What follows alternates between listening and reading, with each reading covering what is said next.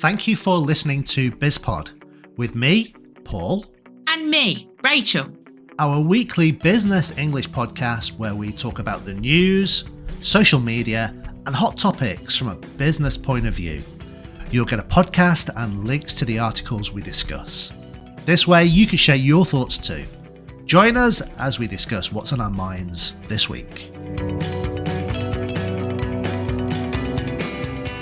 Okay, so we have Jalma from Brazil joining us today. And Jalma, welcome to BizPod. Thank you very much. Communicating in English with confidence is the headline on your LinkedIn. Tell us why. Tell us why that's important. Tell us why that's your passion. I love helping people. That's always been my thing. And I like a little bit of my backstory. I did engineering at university, food engineering to be more specific. It's something that in England would be the closest thing would be food science, but in Brazil it's a hard engineering thing. And the only reason why I did it is that I didn't have the guts to apply for pure chemistry, which is what I was really fascinated about because of my teachers. I had really inspiring teachers in secondary school, and I didn't have the guts to do that. So I looked for a course that had lots of chemistry. Did that when I was at university. I spent most of my time helping my classmates with things that I knew, or like I became a handball coach for the girls team, and through my university, like I was really involved in sports, so I wanted to go to the Olympic Games to see like the biggest event in sports. And since I was crossing the ocean, I said, "Oh, well, I'm going to spend the whole year on the other side of the ocean," and I spent 6 months in London before the Olympic Games, and always trying to help people with whatever I knew and I could do, even if it was a little bit better than them, even if I wasn't an expert or anything. When you say you wanted to go to the Olympic Games, you wanted to be a spectator or a participant? My sports levels were never that great. I've always been a jack of all trades, and that includes being a master of none. So no Olympic levels here. I wanted to participate as a volunteer. Oh, yes. That didn't work out, so I just went as an spectator, and I loved the experience. And when I went back to Brazil, I realized I didn't want to be an engineer. You know, after having experienced so much in that year, it was a very intense year. So the idea of teaching came back to me. I was doing my mandatory internship, and it was at Danone, the yogurt company. Yeah. And it was already the market leader in Brazil, but they had this thing like, oh, we need to be the best, and they had this competition between different Danones around the world, and like, oh, we need to be ahead of Danone Argentina, Danone Russia, Danone this place, that place. I've got to do it. Danone. Yeah, that one. And that's when I asked myself, like, why do I want the world to have more yogurt? Like, I didn't have this drive that people did in the company to like, oh, we need to do more and more and more. And my best friend, who actually did pure chemistry, told me like, well, what about that teaching thing that you always talked about? So I started revisiting physics, chemistry, maths because of my engineering background to then become a secondary school teacher. And I found them really, really boring at that time in my life. And my best friend's like, what about English? You know, you lived in England, you speak very good English. And then I thought to myself that language is something that I'll never stop learning. And that was the beginning of everything. And in the beginning, I didn't have much experience with that, just the passion. And I learned a lot through different methods, different language centers. After a couple of years in Brazil, I did my CELTA, and then I went to Russia and I worked in Moscow for 2 years. After that, I traveled for 2 years, including a stint in Bangkok. Wow, you really have And traveled. yeah, and then I came back to Brazil and continued working here. And I saw that more and more, especially with professionals, they didn't really have the time, the inclination to do drills and work on vocabulary and grammar. And through conversations on things that they are interested in, that they value, they start building this skill to communicate. Even if there were some mistakes here and there, they managed to get the job done. So this was my very roundabout way How to talk can I about ask you? how I came to Sorry, this. so you mentioned sort of earlier in your time, you didn't you kind of had a lack of confidence in your own abilities to become a chemist. Why did you have that? Why did you have that lack of confidence in yourself? I don't think it was a lack of confidence in myself. It was a lack of confidence in my choice. Oh, right, Ah, Like, okay. you oh, weren't convinced. like It wasn't I'm your not. passion. Yeah, I loved helping people, but I was 17, 18. I had no idea on what to do. So I took the safer bet of choosing something that would give me more options rather than less. Yeah. Okay. Yeah. And just so you can have an idea, at the same time, I applied and I was accepted in the best law school in Brazil, which is what my brother did. And my mom got really disappointed that I didn't go to study with them. Later on, she understood and apologized for all the pressure and disappointment she had on me. Um, I'm really glad I didn't go down that path. And how many years ago was all this? I mean, how many years have you now been teaching English? Nearly 20. Wow. Whoa. Yeah. Almost the same as us. We've been about 20 years, haven't Yeah, we just look a little bit older than Jalma does. I think he's weared a bit better than we have. we? You're very kind. Oh dear.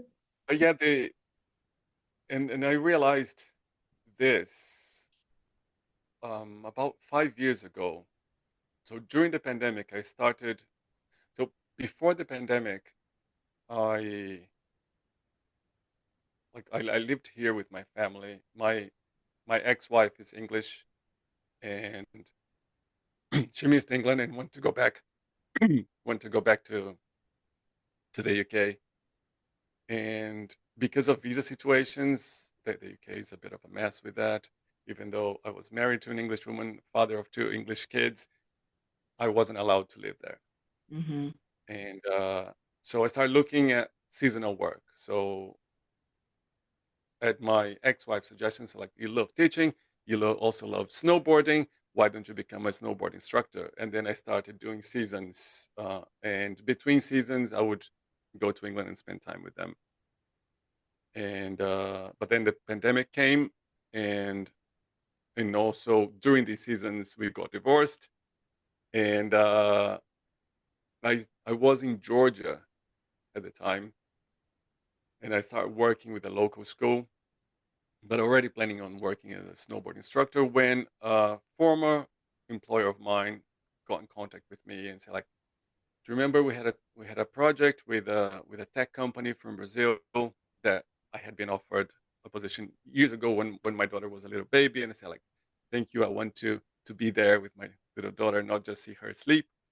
So I didn't do that, and say, like, okay, now with the pandemic, we are finally working from home, and you've been doing this for years. I started doing that in 2014 when my son was born, and even with terrible connections, and uh, and I started doing that like full time, like 8 people every day, different people. And after a month or two, my employer asked me to train two new teachers on the differences between like a regular traditional classroom environment and what we did there. And like, okay, in a couple of weeks on a Friday, 2 hours, sure, yeah, I'll do that. And then I said, okay, I have 2 hours to tell them that I chat with my students. I didn't know. I knew it worked. I didn't know Yeah. what I did.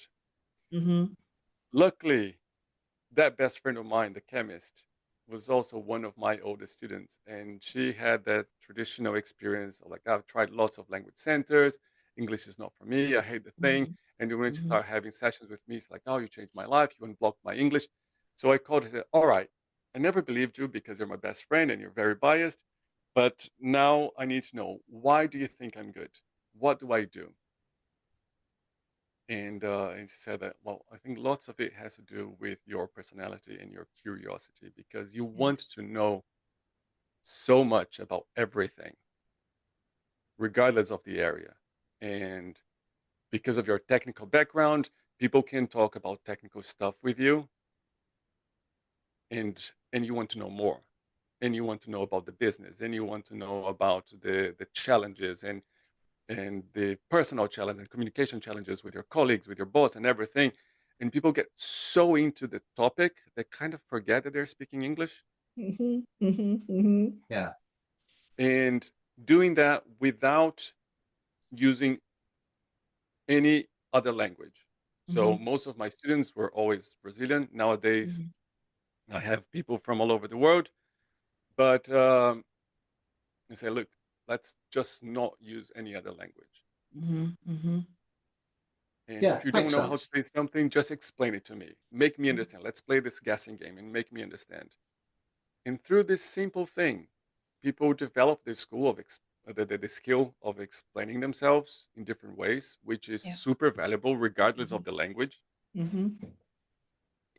Because sometimes we try to explain something and we're not clear, and then we try a different way. We try an analogy, an Yeah. example, a metaphor, Yeah. and all When these they say things can help. that's the skill, isn't it? To show understand something. The best way to check is to try and explain it to somebody else. Exactly. Exactly. And I always recommend that. Like whenever you learn something from me, go and tell a friend. Okay, because you're going to do that in your own way. And Yeah. that's like recalling it. It's going to keep it in your memory. So you're a lot more likely to remember that. And even if it's like you read an interesting article and you go and tell a friend about that, Mm-hmm. whenever you need to pull that information from your brain, it's much more accessible by Mm-hmm. when you do that. And that's it. Like my curiosity started helping, and that took me down like communication and like presentation strategies and confidence, because people start becoming more confident. Because like a very very common thing, you know that of course, is that people feel nervous and they forget things. They have a blank. They Yeah. know the words, they don't come to them. This is stress. Stress is the biggest enemy of memory retrieval. And by developing this skill of explaining yourself, you kind of relax because you know that you don't need that word. You can explain it a different way. And by relaxing, they actually remember the word. True. So lots of small things that make people feel more confident. And whenever given the choice of talking to somebody who speaks a language free of errors, but without confidence, or Mm-hmm. somebody who makes lots of mistakes, but Mm-hmm. speaks with confidence, Mm-hmm. the confident one wins. Yeah, Right. absolutely. Yeah. I always say to my students,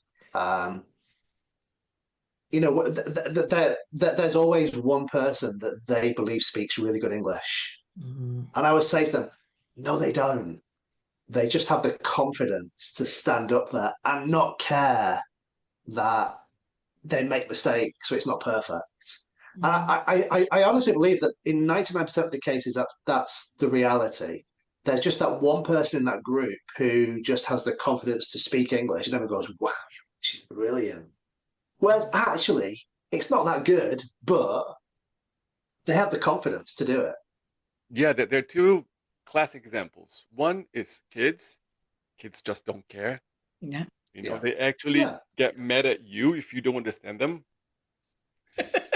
And the Yeah. second one is that when people have a few drinks, they become Yeah. fluent Yeah. in whatever Yeah. language. Yeah. I'm fluent in Italian when I've had a few drinks. Yeah.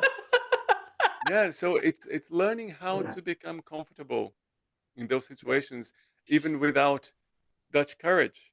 Hmm. Yeah. Yeah. Yeah. Yeah. Yeah. It is true. It's a mind shift, isn't it? It's a mind shift. And I went through it because we live in Italy. So I went through this mind shift a long, long time ago of um, worrying that I didn't know what to say or what to do to just at some point I just thought, do you know what? I don't care anymore. You know, Yeah. I don't know when it happened, but I just went through this mind shift of worrying to I don't care. And when I changed that mindset to I don't care, my Italian didn't improve, I don't think. But I mean, Rachel said my Italian is terrible, but I don't care anymore. I can communicate as best as I want to, and that's all that matters to me. Yeah. I like to separate these. There's language skills, linguistics, and there's communication skills. Mm. Lots of native speakers who have quote unquote perfect language skills sometimes are terrible communicators. Yeah. Yeah. Absolutely. Yeah, It's a skill So on its own, isn't it? absolutely, absolutely. And there are lots of things that it boils down to mindset. I'm Mhm. with you 100%. The So, like one example of this is with listening, because listening, mhm. lots of people find it really, really hard, especially when talking to native speakers and like watching movies and series in English, and they always need subtitles. And that in itself is another shift in mindset, because a very, very simple way of doing that, and I've done this with lots of people, is just as a game.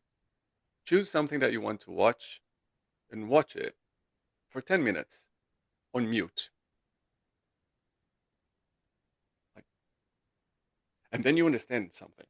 Not everything, but so how can you say that you don't understand anything when you're watching something that also has image and sound? So step number 2 of this game that helps you change your brain and shift gears is to, nowadays it's much easier. You go like on Netflix and then you're gonna watch the same thing again, but now in a different language that you don't understand anything. So now, as well as the visual, you have all the sounds. You have the tone of voice, you have the explosions and bangs and crashes, you have the music that sets the tone, the emotion. But you're gonna do that, I don't know, in Arabic or in Japanese or in Yeah, Turkish. I don't know. So you don't understand a single word, but you understand more than the first time. When you come and yeah, then add English with lots of words that you actually understand, it's so much easier. So we need to focus on the solution and not on the problem. But Yeah. people tend to like, oh my God, I don't understand this word. And they're focused on that word and then they miss the rest of Yeah. the sentence Yeah. and the whole yeah. context that gives them everything. So true. That's so true. That's a good So, idea. That really is a good idea, isn't it? in terms of what you offer your students, I mean, I love this. Not only on your LinkedIn profile, it says communicate in English with confidence. And you've said in 12 weeks, there's this little promise here. I mean, that's quite big, offering a promise like that. Yeah, yeah. I've heard people say like, oh my God, like how can you give a time thing? It doesn't take long to build confidence. And I had this student 4 years ago, almost five, and he came to me devastated. And he wasn't supposed to be my student at that time. He got bumped up in the priority list Hmm. because he was a key person in the company. He Hmm. was a software architect, and Hmm. they were working with this new client, a big pharmaceutical company in the US. And in the first meeting, like the top guy in the client side asked him a question, and he froze. He wasn't sure if he had understood, and he wasn't able to answer. The client didn't take it very well and was like angry, saying like, I thought everybody here spoke English. Bring me somebody who can actually speak. Mm-hmm. And his already failing confidence was Mm-hmm. shattered. And he came to me and I said, okay, let's check to see if your listening is a Mm-hmm. problem like you Mm-hmm. thought it was. Mm-hmm. So I asked him to, before responding to anything I say, to tell me back what he understood Mm-hmm. and Mm-hmm. confirm his understanding, which I think people should do that in any language just Mm-hmm. to avoid misunderstandings. And he started doing that all the time. And he realized that there was nothing wrong with his listening because he understood everything I said. And I wasn't holding back. I wasn't speaking slowly. I wasn't Yeah. choosing words. Yeah. But now he didn't have the opportunity to speak because they had brought a liaison to speak in his behalf. Right. So I asked him to find a way to speak. So he became the summary guy. In the meeting, before they changed subjects, he would just butt in and say, guys, sorry, before we continue, before we change subjects, just to make sure that everybody's on the same page, we Yeah. talked about Yeah. A, B, and C, and we're going to do X, Y, and Z. And that brought tremendous value to the meeting. Yeah. So first, he got more confirmation that he actually understood everything. Then sometimes people would forget something and say, oh, I almost forgot. There's also this point. Yeah. Lots of people get distracted in these meetings, so having somebody to summarize everything is very valuable. Yeah. And in less than a week, they realized that he knew what he was talking about, and they started inviting him to more specific strategic meetings. Wow. And as luck it goes, a couple of weeks later, that in-between person, the intermediary, didn't make it to one of these meetings, and he took the lead, Who's there? and everything went well. And the same thing happened again in the same afternoon, and everything went well, and he was feeling like Superman. And the guy said, like, yeah, we don't need this guy anymore. He still didn't use past simple when speaking English. So like I go today, I go now, I go yesterday, I go tomorrow, and everything was like that. So his English didn't improve. It was just communication Yeah. strategies and confidence. Mm-hmm. Yeah. Mm-hmm. It's true. It's true. That's what you need. I mean, once you have the basics of the language, those sort of 3,000 words, the magical 3,000 words, you've just got to learn how to use them to communicate. Yeah, Yeah. yeah, and it built confidence and trust. Not only he trusted himself, but the client trusted him. Yeah. Mhm. The And grammar you can fix later, can't you? The grammar is absolutely, negligible. Even native speakers make absolutely, mistakes all the time. yeah. Yeah, and it's funny when we hear other people speaking our language, we don't care about that, No.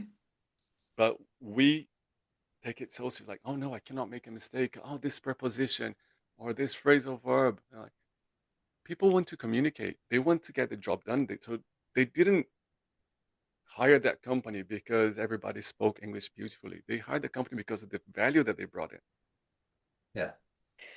So And as long as language is not a barrier, it's fantastic. let's circle back then to your friend then who told you what you had done for her, who sort of listed all your excellent qualities. I mean, was that a surprise to you? Was that like a harm, like, oh yeah, I do that? You know, how did that Yeah, help?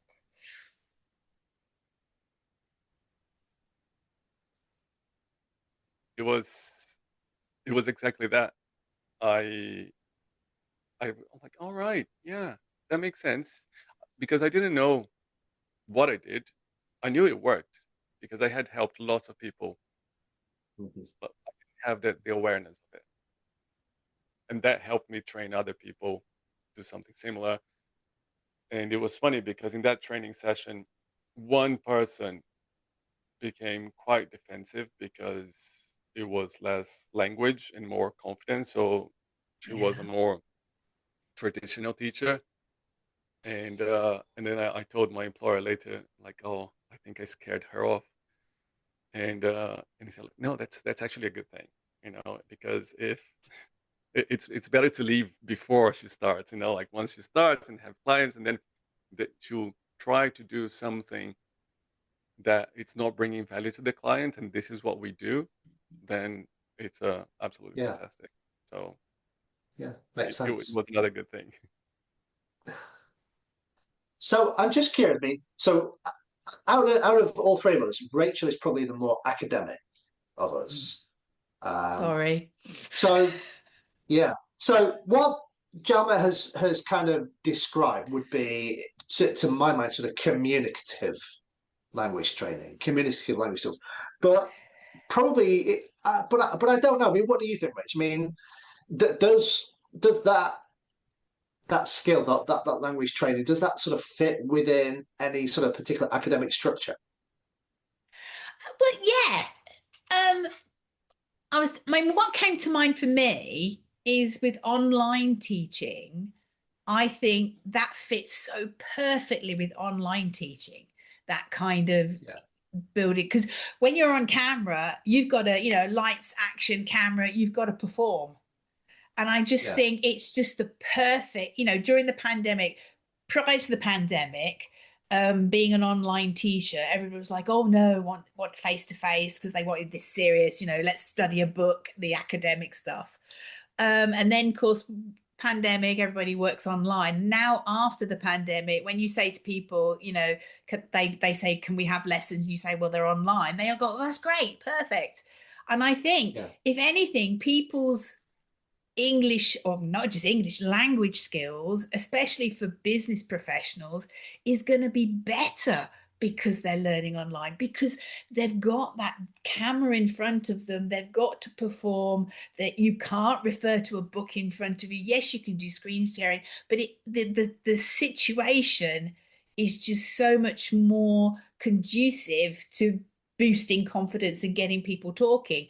And I don't think mm, anything like that. I mean, when I did my master's before the pandemic, my second master's, I did little refresher, and I was the only online teacher.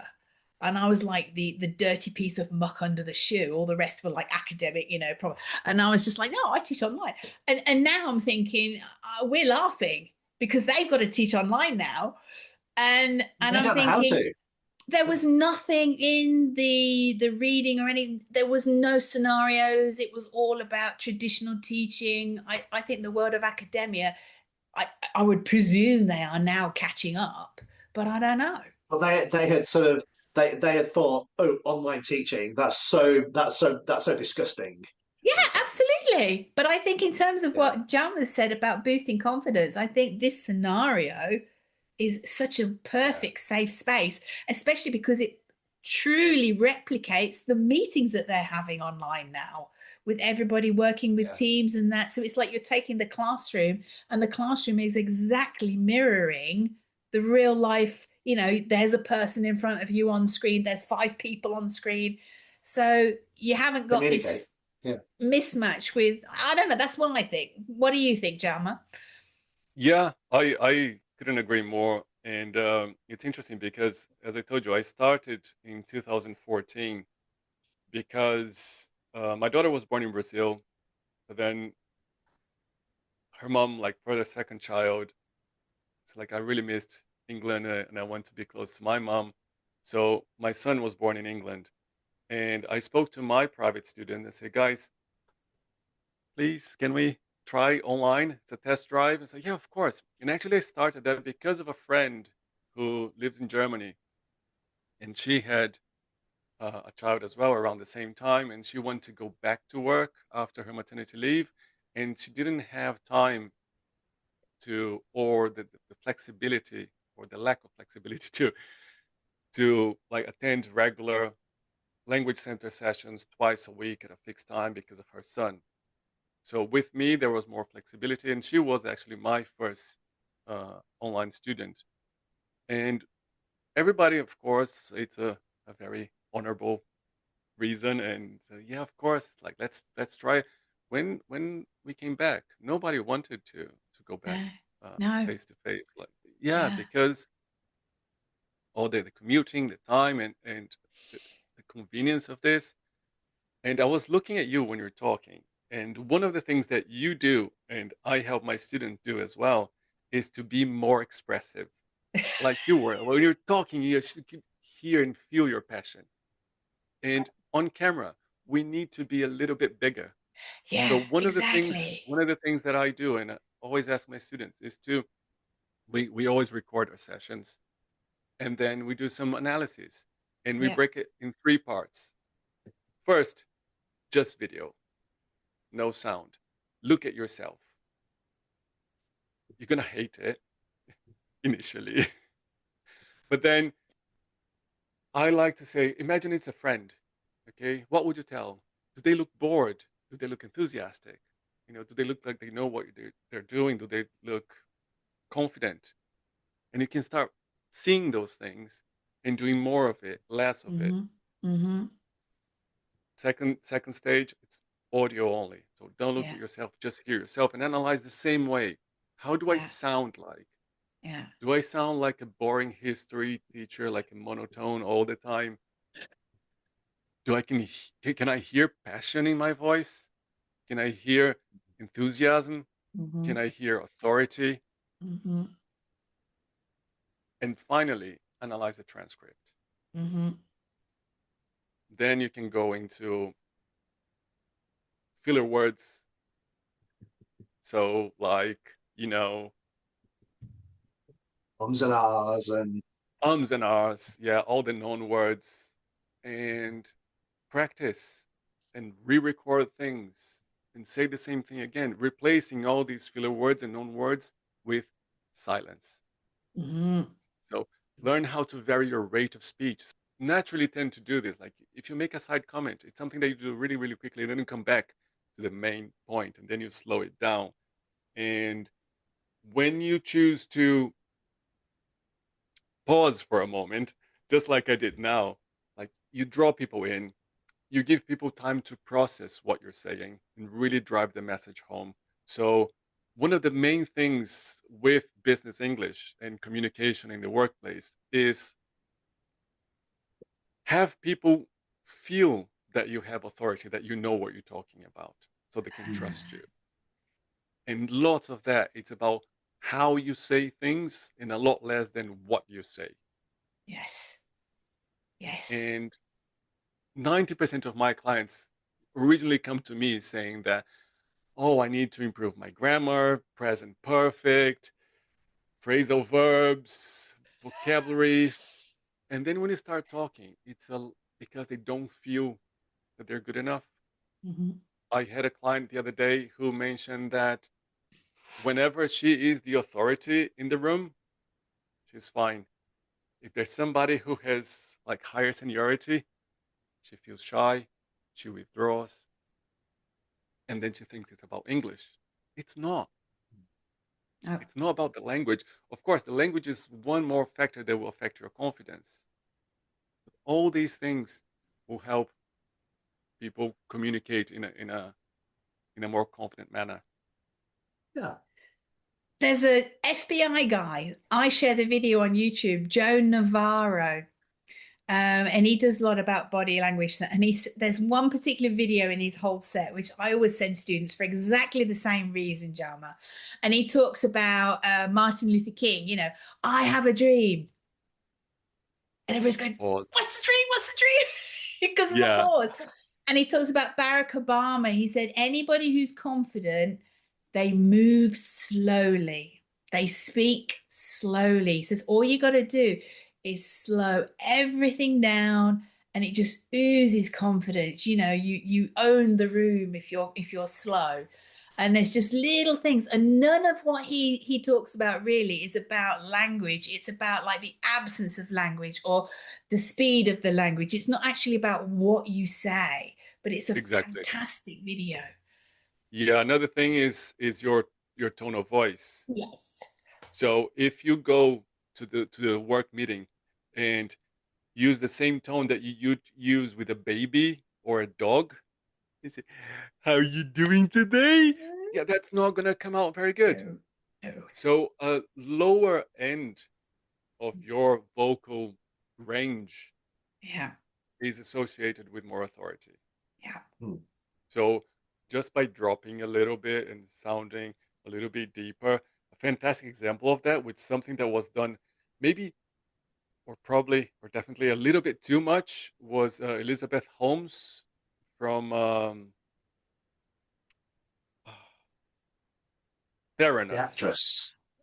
No. Elizabeth Holmes was the female Steve Jobs. Oh yeah, Theranos. Yeah, we Oh, saw we yeah. saw we saw the The Netflix biotech documentary, the woman. Netflix show. Yeah, we Yeah, the did. We biotech. did. I've Yeah. never actually So watched her speak. I got the if you actress, if you yeah. yeah, and the actress did an amazing job. But if you hear her voice, lots of the time she's talking like that and it's okay. But then she goes to some interviews and she has this really guttural voice because it's something that she learned that lower voices are associated with authority. And she I think she managed went to. to the extreme, though, didn't she? Oh yeah. Oh. It was too much, and she was using everything she could because she didn't have a working product, so she had to Mhm. fool people, and she's in jail Yeah. today because of that. But Good. these are things that are there, and when you know and you learn how they work, you can use that in your favor. Yeah, that's true. Yeah, another very, very common thing is that when people are nervous, they tend to ramble. They go around and they get lost in what they're saying. So I like working with frameworks, things that will help you. So the simplest one is that start from the conclusion. So you tell people where you want to arrive, and you tell yourself where you want to arrive.